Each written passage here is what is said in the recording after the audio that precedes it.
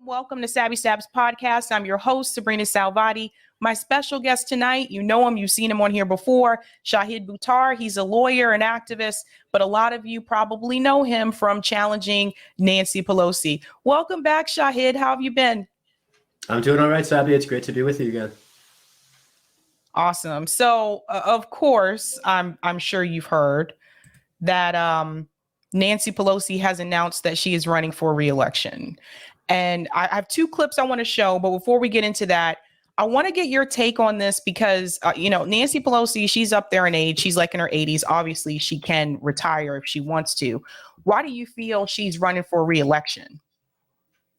Power, ultimately. I wrote an article about a week ago about gerontocracy and the phenomenon. And a lot of people are decrying how everyone in Washington is old. Ultimately, we're a nation run by octogenarians in a time of profound civilizational crisis that they generally engineered. And so hoping that the 80-year-olds who engineered the climate crisis, who engineered the upward transfer of wealth, who engineered every war for profit that we've endured for the last generation, the idea that they're going to find our way out of it, to me, is laughable. But at the end of the day, it's not public service, it's power and greed, as far as I can tell. I'd be thrilled to be proven otherwise if any of these folks want to show up for work sometime. But I hear you. So just to be clear, so people understand, you're not running against Nancy Pelosi this time. Absolutely not. No, my time in electoral politics is behind me, and I'm grateful to have found more peaceful and kinder pursuits to which to dedicate myself. And I'm grateful that time's behind me. Awesome. So I want to get to this first clip here from Case Study QB, because even Chuck Todd apparently was surprised that Nancy Pelosi was running again for office. So I want to play this clip first. Let's talk about Nancy Pelosi momentarily. There's been suggestions that she may be delaying a exit from Congress to help out her daughter, Christine Pelosi, who is believed to be interested. She's a DNC committee woman, active in the Democratic Party here in this state. But it still gives the notion of this octogenarian government. She'll be well into her, 83 or 84. Was that a surprise when she decided to seek another term? I am surprised by this because of the Dianne Feinstein situation, of which she is intimately involved in right now, because another daughter of hers is helping out with this situation. So look, no matter how we talk about this, someone's going to accuse me of being an ageist here. But I will tell you this, there is, in some circles in Washington, relief that she's going to run again, because there is a lot of people that rely on her still, particularly her fundraising chops, and frankly, her ability to persuade House members at times when you need it, right? But then again, there's a point where, I'm letting go of something, right, voluntarily. I'm not going to, you do at the last minute, you want to hang on to it. Right, you understand the feeling. But, the beauty of a democracy, the whole point of a democracy is nobody's irreplaceable. And I think the message unintentionally that McConnell and Pelosi and Biden might be sending here is that, but no, we're too big to replace, or we're too old to replace, or however you want to look at it, we're too experienced. And it really runs counter to the whole point of democracy. Okay, that piece right there where he is actually talking about this fact that because they're older and they've been in these positions for quite a long time, that there seems to be this perception that you cannot challenge us. We're just going to maintain these seats that we have. And then also, I want to get your take on that, but I also want to get your perspective about Nancy Pelosi's daughter. Last time you were here, you tried to warn all of us that she was next in line. And now we see Chuck Todd on Meet the Press talking about her daughter as well. Yeah, it's been an open secret in San Francisco for over a decade that the Pelosi's long-term plan was to groom Christine to replace Nancy in the House. I mean, Christine sat on the Democratic National Committee at the national level for years, and her only qualification is that she is her mother's daughter. And so, tell me what to read from those tea leaves. As to the fact that anybody is surprised about this, I never cease to be astounded by the ignorance of particularly journalists. And Chuck Todd's not alone in indicating surprise. There have been writers from the LA Times to New York City to every newspaper in San Francisco who, for the entire 6 years that I ran for Congress, kept publishing pieces about who's going to follow Nancy Pelosi. Is it going to be her daughter? Is it going to be Scott Wiener? Meanwhile, there's an active race with actual candidates who are running and they never name us. And, I've talked to some of them who sort of admitted their own confusion and sort of like regret at, basically writing clickbait to the exclusion of journalism. But the idea that anybody's surprised by this, I've been saying this for 6 years. It's not in any way unpredictable. It requires immense naivete or complicity to presume the powerful people will voluntarily give way. And every writer in San Francisco over the last 6 years has been imagining that she's going to gracefully retire, and then it's going to either go to, there's a state senator who's been angling for her seat. The former chair of the city's Democratic Party wanted her seat.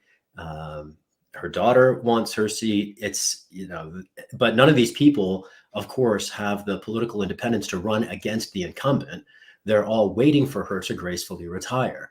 But there's no reason to imagine that she ever will, right? Dianne Feinstein, Mitch McConnell, Joe Biden himself, certainly Trump, all of them reflect this dynamic of elderly people, all of whom are wealthy, all of whom could certainly spend time with their family if they so chose. But what do? They use their power and privilege to lord it over the rest of us, deny Americans basic human rights, promote wars of unprovoked aggression around the world. It takes profound ignorance of history and the modus operandi of the people that we're talking about for journalists to presume that Pelosi was ever going to retire. And I just, see it as yet another demonstration of the failure, co-optation, complicity of the press. Choose your verb there, or adverb, I suppose. I don't see the press in any way in the United States as continuing to serve its constitutional function. And it seems to me to be a strategic misinformation lever. And it certainly has been with respect to the future of this seat for the last half decade. And, I don't know if that's an aberration. I certainly was paying a lot of attention during that time and was astounded to see the ignorance of these journalists. And it wasn't the only way it revealed itself, unfortunately. But ultimately, the extent to which the public has no idea what's going on in Washington, either behind the scenes, in front of the scenes, who's saying what they actually stand for. Like if San Francisco understood what Nancy Pelosi's record has been, she would have been voted out of Congress decades ago, but she's never debated anyone in 35 years, and the press has never held her accountable for ducking debates. What the press in San Francisco has been effectively done is sort of serve as a establishment reinforcement lever. That's how Kamala Harris found her way to Washington. And it doesn't surprise me that Chuck Todd is surprised, but I certainly am disappointed, and I think everybody else should be too, and perhaps find better, more credible, independent, trustworthy sources from which to find their news. Do you know if there's another? I know you're not running against Nancy again, but do you know if there's another progressive that may be running against her? I not only have no idea, but I wouldn't trust anyone who calls themselves progressive in that city. As an immigrant of color, the worst racism I've ever encountered in my life was from San Franciscans who called themselves progressives. And, anybody running in the Democratic Party ultimately is going to be beholden to it. And, I tried to run against the party from within it, and I discovered what happens to you. And I think anybody who pays attention to history will frankly choose another party to run under, despite the disadvantages it presents in a one-party city. I was sort of recognizing that San Francisco was a one-party city, made a decision to try to run within that party banner, and discovered that there's no limit to the depth of the mendacity and,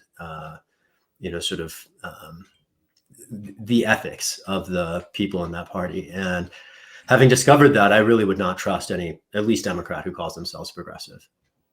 That's right. And I want people to understand that regardless of who jumps into the race, it does appear to me that her daughter has already been selected. So we're looking at like a potential political dynasty here, because there's also Gavin Newsom, which a lot of people may not be aware, but Gavin Newsom is related to Nancy Pelosi by marriage. And people keep throwing his name into the ring in reference to the presidential race for 2024 in the event that Joe Biden has to bow out for whatever reason. So I've always seen political dynasties as a dangerous thing. I don't like political candidates being selected, and it does sound like her daughter has already been selected. If anything, I dare say you undersell the point, because Pelosi was herself selected in 1987 by the then incumbent.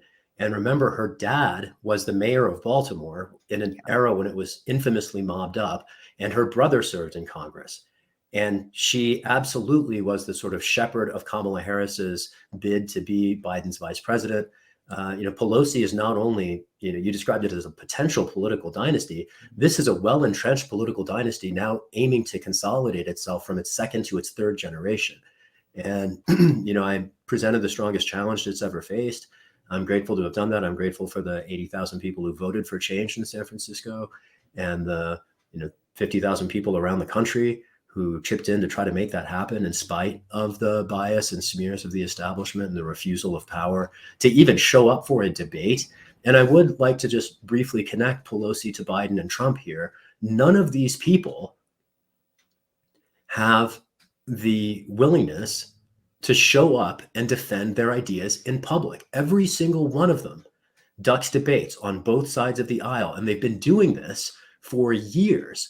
And the idea that we live in a democracy when the power holders aren't required to defend their ideas in public, to me, is laughable at the outset, even if we didn't have political dynasties, even if we didn't have legalized election buying, right? I mean, there's more than one way to rig an election. You don't have to do it at the ballot box. You can do it in the editor's office. You can do it at the bank, right? I mean, that's what Citizens United represented ultimately, was the legal right for corporations and rich people to buy elections in this country.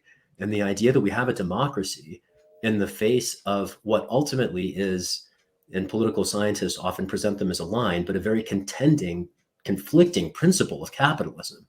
We live in a society dedicated to, ruled by, and service to capital, not the people of the United States. And Pelosi herself is a perfect representative of that. Someone who's grown fantastically wealthy in Congress, particularly through leveraging inside information she's gained as a policymaker to trade stocks and equities on her and her family's behalf, the information that the public does not have access to, basically rigging a different game, having been selected for a seat in Congress that she's held for 35 years without ever answering public questions, certainly not questions from an informed critic. After all that, she's been profiting on the back end while denying Americans healthcare in the middle of a pandemic, while serially voting for every illegal war in the last 35 years, while particularly playing a critical role in supporting the emergence of the mass surveillance apparatus. That was the original reason that drove me to run for Congress. And, I spent 20 years trying to fight the edifice that she has particularly put her fingerprints all over. And, witnessing the constitutional crisis, the loss of the First and Fourth Amendments at the hands of the national security state, to which Democrats have thoroughly committed themselves, words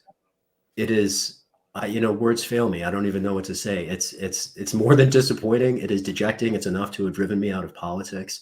I lost all hope for the future, recognizing how co-opted electoral politics is and how corrupt the people in power are and how ignorant journalists and the public remain about any of it. And, I hope to be proven wrong, but as far as I can tell, might makes right in Washington, and capital is its contemporary equivalent. And Washington answers whoever has capital. And as a nearly billionaire herself with ill-begotten gains at the cost of people both around the United States and around the world who've had to bear the brunt, the consequences of her self-serving decisions, I just hope San Francisco at some point can wake up and smell the coffee and hopefully make some better decisions on behalf of all of us. Well, we're going to hear from Nancy Pelosi herself here about her decision to run for reelection. So let me just take the captions off here. It's interesting what she gives for the excuse. Listen to this, everyone. In any case, I feel very exhilarated by the encouragement I had to continue representing my great city of San Francisco. You have the White House behind you. I have homes in San Francisco behind me, and that is my strength. And the needs that our city has right now really call for me to stay another term.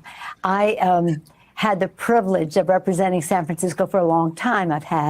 And they have given me the latitude to serve as speaker, as leader for over 20 years, and whip as well.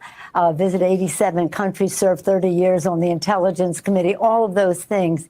But at the same time, being central to my service was representing my district. In gratitude. Let's just pause here for a second. I want to get your opinion about this, Shahid, when she talks about serving the needs of the people in her district in San Francisco, because as I've been reading more recently, San Francisco's crime rate has increased. The homelessness rate has continued to increase. And I also just saw an article recently where they were advising more employees to work remotely from home, I guess because of the crime rate. All these years that she's been in office, it doesn't sound like the conditions for people in San Francisco have improved. So how is she actually serving the people in her district? Right. I mean, San Francisco is crumbling as far as I can tell. And I just want to push back on the idea that crime is the problem there. The problem in San Francisco, like the rest of the country, is that of capitalism run amok. It is, as far as I can tell, the most racist city in the country. And I'll back that up with 3 different data points. The first is that San Francisco, over the last generation, has lost 3/4 of its Black population. Now, people will, try to defend the city and say, oh, that's just market-based discrimination. That's why King described racism and capitalism as intersecting evils, right? The market effectuates racism, and you can see it in the composition of the city. First point. Second, Hunters Point, Bayview, it's the last Black enclave in San Francisco. It was poisoned by the federal government, the US Navy, for decades. They built the bombs there that the Pentagon exploded over Hiroshima and Nagasaki, the only weapons of mass destruction used against civilian populations in human history by Washington. They were built in San Francisco in what is now the last Black enclave in the city, and they poisoned everyone in it with radiation poisoning. They have the worst breast cancer rates and asthma rates in the country. It's a Superfund site. No one in the city can do anything about it. I have heard everyone in city government wring their hands and plead, they wish the federal government could do something. They've had the most powerful member of the House of Representatives for 35 years. And they want to tell me that somebody can't do something about it, right? I mean, San Francisco has had problems, and they're not recent. And the people who've borne the worst of it have never been represented. Certainly not by an insider trading oligarch. What San Francisco most needs, which I think the rest of the country also needs, is a right to health care. And there's no one who has more prolifically stood in the way of that. Otherwise, I think inevitable reform than the proud, supposedly progressive representative from the supposedly progressive city of San Francisco. Where I really get frankly pissed off is hearing people refer to Pelosi's service on the Intelligence Committee and her service in the party leadership. And I've made this point before, but I want to make it really squarely. Democrats have been so co-opted by the national security state that I frankly don't see them in any way as the lesser of any evils now. There was an era when Democrats were the anti-war movement. That was the wing of the Democratic Party that sent Obama to Washington in 2008, only to then watch him get rolled by the Pentagon. But those years of service on the Intelligence Committee that Pelosi was talking about were enabling coups and interventions in countries around the world. These are coups, mind you, that continue to this day, right? Like in the last year, the Pentagon has enabled a coup in Niger, a constitutional coup in Pakistan. When I was running for office, this happened in Bolivia and Venezuela, but no one would talk about it as CIA coups, right? We're going to wait for historians to figure it out a generation from now. The people who are supposed to be watching this stuff, the people who are supposed to stop the NSA from co-opting the internet as a tool for global surveillance, they're not only asleep at the switch, they're not only actively complicit, they're getting rich off of it. And that does frankly piss me off. It pissed me off enough 6 years ago to light myself on fire and enter an electoral arena. It pisses me off enough today to be very grateful that I'm over it. And, I wish more people were pissed off ultimately, because you frankly can't pay attention to the events in Washington and around this country and around the world and not be pissed off, right? If the indigenous capital of Hawaii burning to the ground, due to ultimately, meteorological events that are driven by a climate catastrophe that these people in Washington have been engineering for half a century, while we've had more than a century's worth of warnings, it is outrageous. And I don't understand why any of these people still have their jobs. But, again, this gets back to the point of whether we live in a democracy or not, which I think is, a cruel joke at this point. That's right. And you notice all of them are using that excuse, though, right? A lot of the politicians in DC right now are using the excuse, we have to protect our democracy. Like they all have that PR talking point.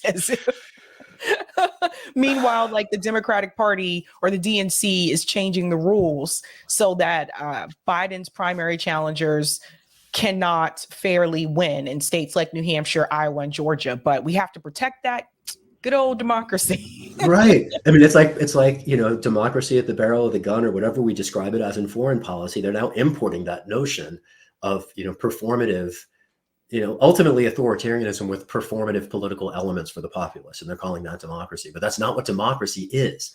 And to call what we have in this country, bought and paid for by the highest dollar democracy, it offends, I think, the very principle of rule by the people, for, of, and by the people. That was the vision. And yes, the founders had a very restrictive vision of which people, but we've thankfully expanded that over time. When I look at America today, I don't see the people's influence anywhere in government. One of the most recent articles I wrote on Substack was about this, the constitutional side of the gerontocracy coin. People focus on, it's old people running the country who don't even have, awareness of their own absence, in the case of Dianne Feinstein, for a month from the Senate.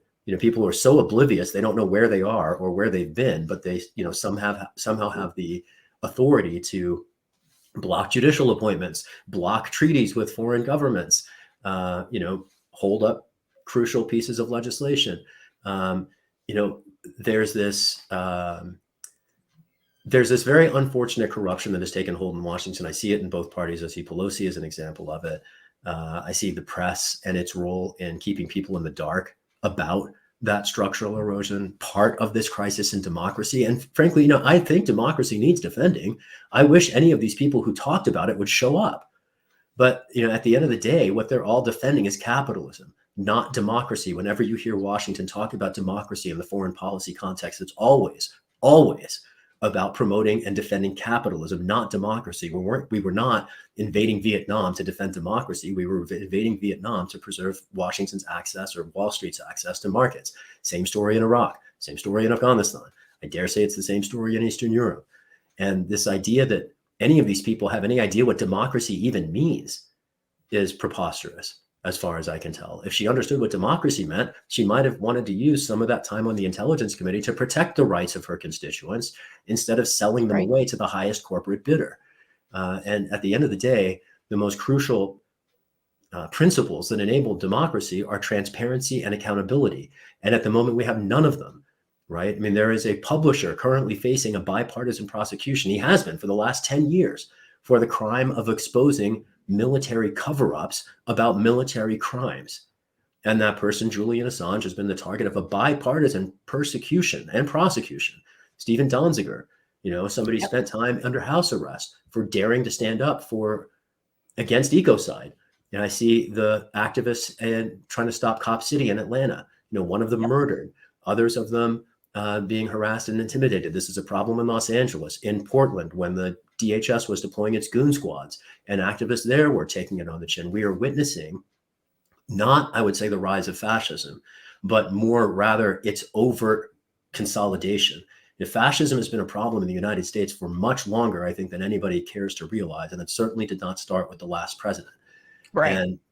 And what I think people are recognizing is how bad it is. And, maybe the velvet glove is coming off and the iron fist is revealing itself. I'm not sure. But the idea that any of these figures in Washington who've been putting their pocketbooks and bank accounts before the public interest for decades care about democracy enough to defend it, or even understand it well enough to defend it, to me would be laughable if it weren't so serious that ultimately the fates of 8 billion human beings around the world are implicated by it. Well said. Well said. I'm going to go back to this video here. She's going to speak a little bit more here. Again, if you're just tuning in, Nancy Pelosi has announced that she is running for re-election. To them for that, I have agreed to stay on another term in order to help meet the needs that we have now. We're a resilient city. We've had AIDS. We've had earthquakes. Of course, we've all had pandemic. We intend to come out of this resilient city that we are in even better. Now, at the same time, our democracy is at risk when we talk nationally. And globally, people are concerned about what it means if our democracy is at risk, and what it means to the war in Ukraine, and what it means to our relationships with NATO, and other alliances that we have. So I am motivated to do everything I can to win this election. I think it's urgent for our democracy, for our relationships worldwide, and more importantly, for every kitchen table discussion in our country about America's working families, to offset what the Republicans are trying to do. Right now, they're trying to undo the IRA, the Inflation Reduction Act, which means they would raise the cost of prescription drugs for seniors.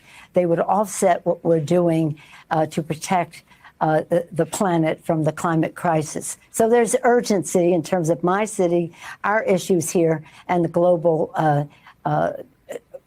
conflict between democracy and autocracy.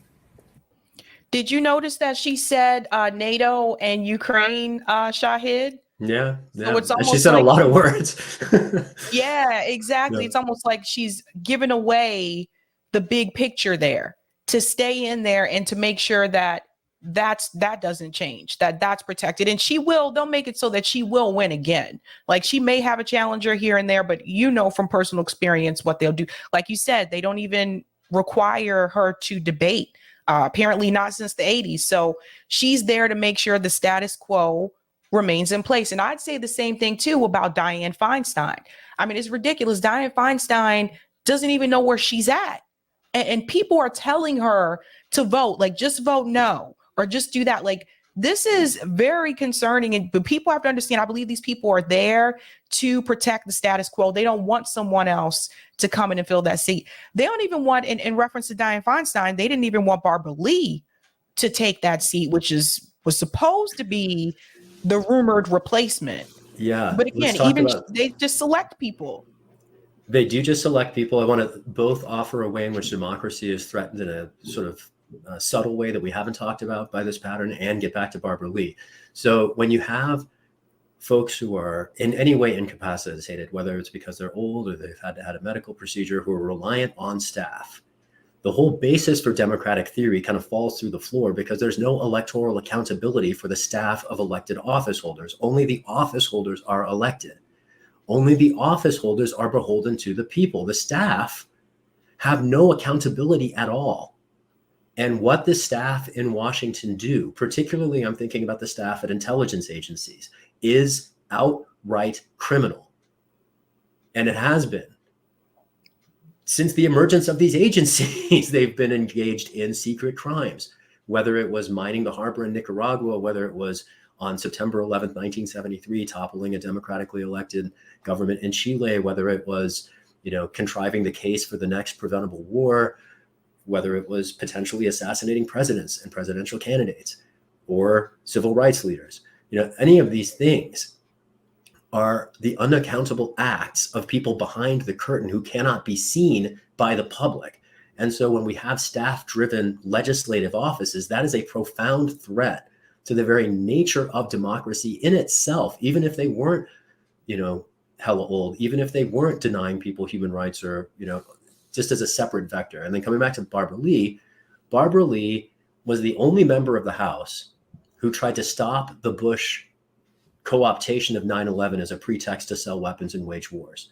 Yep. And if there was anyone in Congress qualified to represent our state in Washington, it would be her. Yet our governor, Gavin Newsom, as you correctly noted before, somebody rumored to try to step in for Biden if the DNC wakes up and smells the coffee and realizes that he can't, win his way out of a paper bag, let alone a national election. Gavin Newsom recently said that to the extent he did appoint Barbara Lee to any Senate seat, it would be a caretaker appointment, Mm-hmm. which is so offensive to me for every kind of reason. I mean, remember how the Democrats talk about the black vote, or black women in particular, in the wake of the senatorial flips in Georgia a cycle ago, right? There's an open recognition that the Democratic Party relies on the black vote. I wrote a piece on about this, focusing on Cornel West about maybe 3 or 4 months ago, how he is uniquely poised to expose the fraudulent nature of the Democratic reliance on the black vote, because at the same time that the party will do any number of performative things to try to appeal to the community, things like, for instance, make Juneteenth a national holiday. And like, I'm not, yes, that's important. It's great. It's symbolic. And it is particularly in the context of a continued upward transfer of wealth, with a Democratic president denying labor rights, right? And the right to strike, a Democratic president forcing student loans to go back into repayment, a Democratic president openly siding with capital against working people. Those measures, like creating a holiday for Juneteenth, they're ultimately just performative. And for the Democratic Party to have any accountability, I do think that the